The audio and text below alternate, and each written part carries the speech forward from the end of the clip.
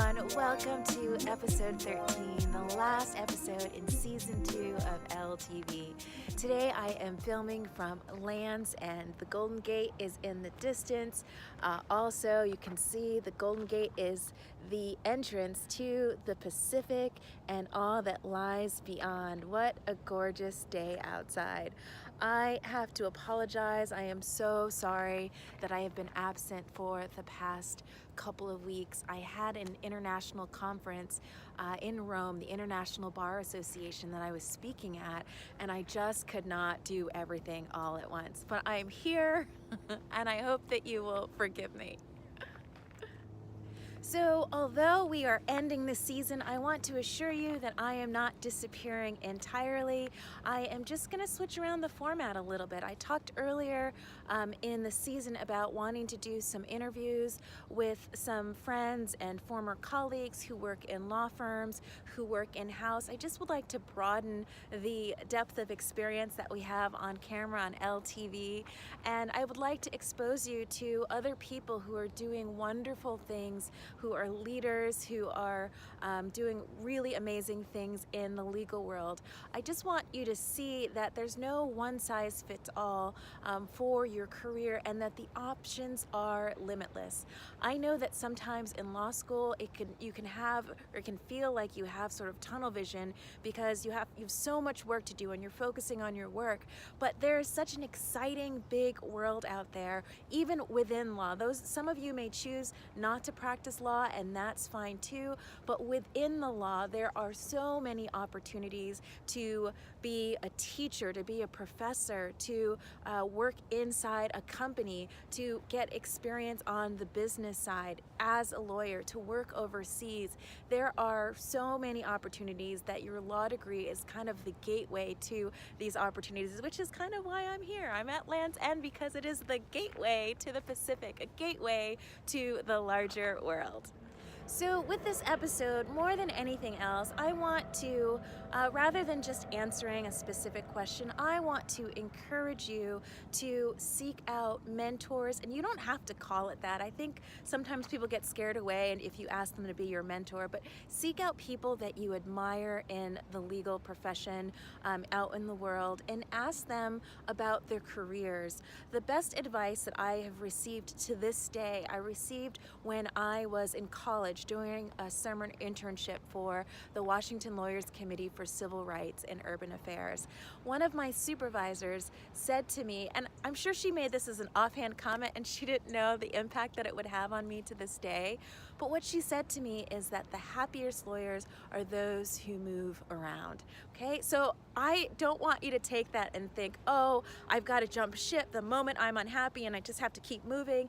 That's not what she meant. What she meant was that you want to embrace and always keep your eyes out for opportunities wherever you may be in your career, and that you can move into the public sector and be in the public sector for a while, and some people are going to be happy there and spend their lives in the public sector pursuing public interest careers, but then you can also move into the private sector as well. Lawyers who are open to opportunities, are open to taking on new challenges. And okay, so what are we going to do for this final episode? And by the way to keep abreast of developments on elle-TV is to subscribe. So you look for my name on YouTube, Eleanor Lumsden, and then you hit the red subscribe button, and then there's more. There's a little bell, and if you don't tap that bell, you won't be notified of when I post new videos. So please hit subscribe. I need all the fans I can get, and also tap the little bell.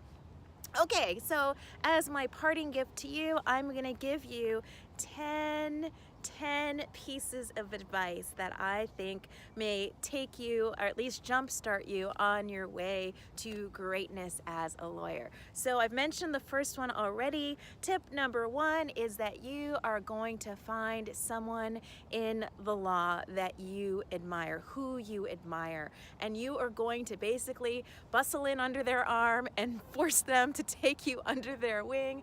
Sometimes in law firms or in other places there are mentorship programs that are kind of built in, but that is not necessarily always the case, and you can find people organically whom you admire. Coming out of this international Bar Association conference in Rome, Italy, I met the moderator on my panel. Her name is Christina Blacklaws, and she is president of the Law Society of England and Wales. I think that's the name of it.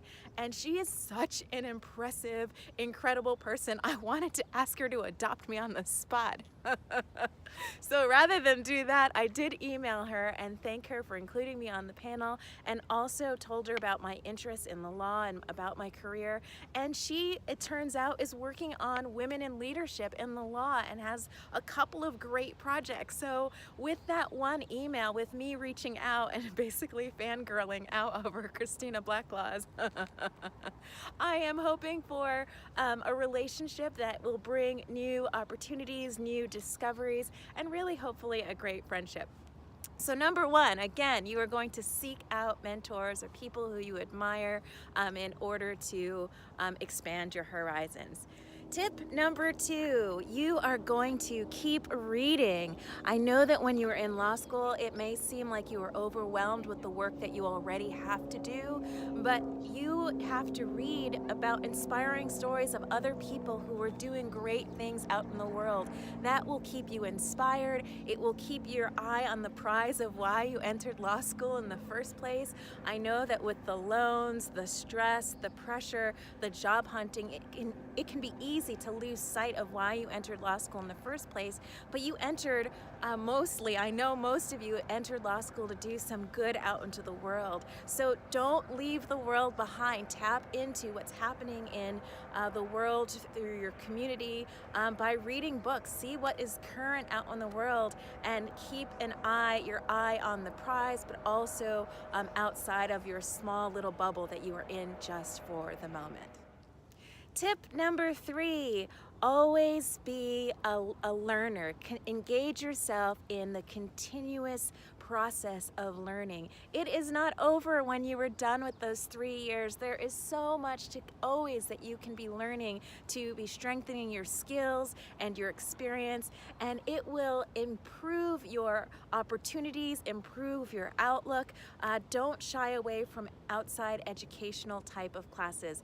As an example, I am a member of Toastmasters, and so even though I speak for a living, one would argue every day in the class is speaking practice, I am still learning new ways of speaking, new ways of engaging with audiences through Toastmasters, and in the process there's been a side effect of I've been involved in this community or become part of this community that is really like my family. The Lakeview Toastmasters in Oakland, shout out. We meet every Thursdays from 7 to 8 in the morning on the dot, so no excuses. And even when I'm tired, I find myself pulling myself out of bed at 6 in the morning to get myself out the door to get to this meeting because it gives me such life and such joy. So sometimes as lawyers, we can feel like, oh, I can't do another thing besides my day job and showing up to work. But the truth is that some other things that you may choose to take on will give you more energy, more strength to face the day, to face the challenges that you will inevitably face at work. Tip number 4 is get out of the building. Get out into nature. I rely on exercise, on hiking, on running in order to get me out of my head. As lawyers, I believe that sometimes we spend so much time in here that we don't take care of ourselves, and it's really important that you not fall into that pattern so early in your career. So don't feel guilty about checking out for as long as you need to check out to refresh your spirits and to re-energize yourself for the fight. I shouldn't call it a fight, but the fight ahead. Tip number 5, and yes, I have moved locations. I am just up the road at the Legion of Honor. Gorgeous place to visit if you haven't already visited. Tip number 5, be prepared to look behind you. There are going to be people coming up behind you. Right now, you may feel that you have to look upwards to seek advice from people like me and other folks, but I want you to know that very soon, if not already, you are going to be a role model for other people, that you will be in a position to help other people. And so what you don't want to do is pull the ladder up once you've arrived, once you've made it. You want to be looking over your shoulder to see who you can help. If there are people that you are grateful to for helping you in your journey, why don't you think about doing the same thing for someone else? Women and men need leaders, and you can fulfill that role. You don't even know how even a small contribution, a small little pull-up can help someone to jumpstart their career, to jumpstart their lives. So always be looking over your shoulder to see who you can help in the world. Tip number 6, do not limit yourself or do not let other people, whether they be friends or co-workers or family, set artificial limits on who you can be in the world. Set your own limits. Brush past the limits. Sometimes people who love us and are closest to us believe out of an abundance of love that we are capable of X amount. But you may know that within yourself that you are capable of Y and beyond. If you are aware of that, go ahead and try to break through those boundaries to reach for the sky. Tip number 7, about that wider world. There is so much that is happening politically in our country, in the United States. And please, if you have it within you to get involved in politics, a lot of lawyers will say, well, I don't want to be a politician, and I don't want to, politics is a dirty business.